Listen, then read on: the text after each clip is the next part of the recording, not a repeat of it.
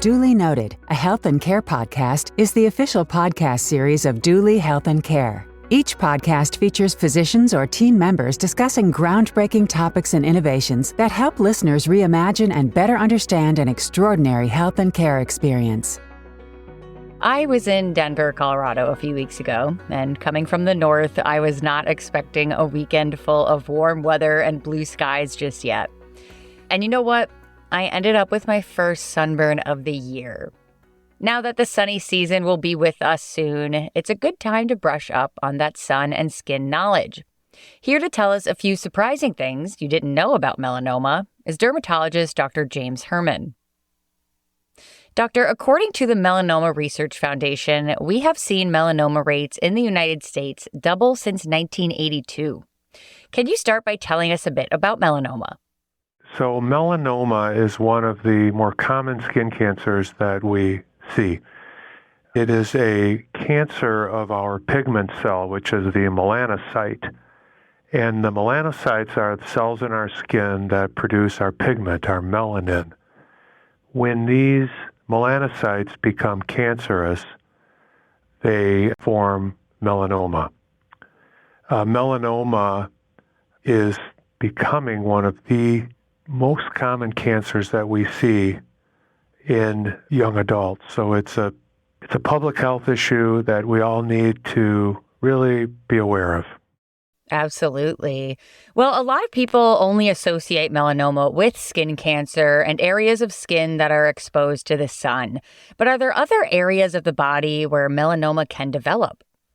Yes, there are. Wherever these pigment cells, our melanocytes, reside, we can get melanoma. They are found in the eye, and that's called ocular melanoma. You can find melanoma in the mouth, called mucosal melanoma. You can also find it in all body areas, whether they're sun-exposed areas or not. We see melanoma under the nails of the fingers and the toes, palms and soles of the hands and feet. You can also see melanoma in the brain. So it's not, even though 90% of all melanoma is on sun-exposed UV-related areas, the other 10% can occur in these other areas. That is fascinating. Thank you for sharing. So some people say that tanning beds are safer than natural sunlight when it comes to that melanoma risk. Is that true? You know, really, it's not true. And what we have found in our research is that even after one exposure in the tanning bed, the risk of melanoma goes up. Tanning beds give off UVA, ultraviolet light. And although UVA is what's known as the tanning rays, we know that UVA causes specific mutations to the DNA in our skin cells. And these mutations then lead to the formation of melanoma. So although sunlight is broad spectrum light, which includes UVA and UVB, you're getting a lot of UVA exposure in a short period of time in the tanning bed. That's why we see a lot of melanoma in young adults, especially women who do tanning as teenagers. The other thing about tanning beds is that you're getting UV damage year-round because people often go into the tanning bed in the winter.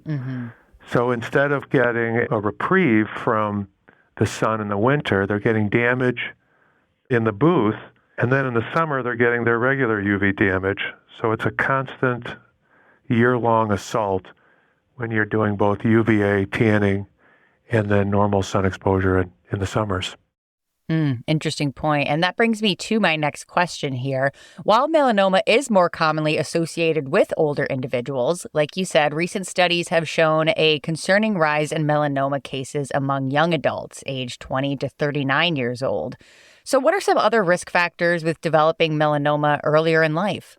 The biggest risk factor is ultraviolet exposure. So we know that we probably get 70 to 80% of our lifetime sun damage by the age of 21. And that's usually because we're, off school in the summers and running around and doing activities outside. Mm-hmm. So we're getting a lot of damage early on in life. And then the actual cancers don't start developing until after puberty in general is when we start seeing melanoma. But the biggest factor is early damage to the skin from being outside or going into booths, tanning booths. The other risk factors for developing melanoma earlier in life can include genetic risk factors. So if there's a family history of skin cancer, especially in parents and siblings, that could mean that there's a genetic mutation that's passed amongst family members from the parents to the children.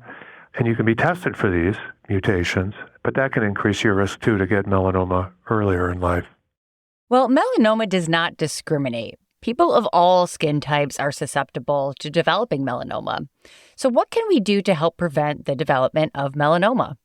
So that's a great question. We see melanoma in all skin types, even in darker skin types. When we see them in darker skin types, about 50% of the time they're on the hands and feet. When we see all patients in the office for skin checks, regardless of their skin type, we need to check all these areas, including under the nails, palms and soles. There was a famous reggae singer, Bob Marley, who died of metastatic melanoma that started under his toenail. Oof.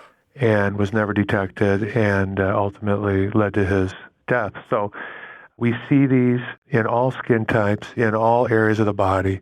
We need to not only encourage our patients to use sunscreen early on, regardless of their skin type, but also doing self-skin exams is very important. When you're cutting your nails, look at your nails, look at your palms and soles the best you can. Wear protective clothing, long sleeves if it's reasonable. You can get UV clothing, which is really helpful, which helps protect from the UV exposure. Wearing hats is helpful. We also know that ocular melanoma, as well as cataracts, are due to UV from the sun. So wearing sunglasses is very helpful when you're outside or in your car. And then, checking each other, because the most common places for melanoma in men are on the back, and in women are on the back and the back of the legs. And these are areas that are hard to see yourself. So looking at each other is very helpful. A lot of the melanoma we see in our office was found by a family member. So that's very helpful as well. And then just, educating programs like this. The American Academy of Dermatology promotes skin cancer screenings for everybody so that if you do develop melanoma, you can certainly find it early. Well, what are some signs or symptoms that a patient could look out for when they are checking for skin cancer? Well, you always want to look for change. So what we call evolution of a mole or a spot on your skin. So first of all, look for change. And change could be that all of a sudden the spot is growing or changing color. Instead of just being a nice, even, light brown, all of a sudden it develops reds in it or darker brown areas. Also, if it's growing, if it gets over the size of a pencil head eraser, that can be a sign that this mole is changing and becoming melanoma. Most melanomas arise as a melanoma from day one, but about 20% of melanomas arise in pre-existing moles that are changing. So you want to look for change, asymmetry of your mole. So if one half of the spot looks different than the other half, that's considered asymmetry, and that can be a sign of melanoma. Border irregularity. So instead of nice sharp borders, they're like jagged or irregular borders.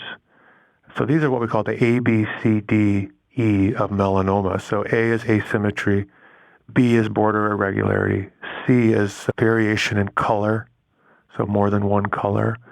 D is diameter, like I said, greater than a pencil head eraser, which is approximately 6 millimeters. And then E is change or evolution.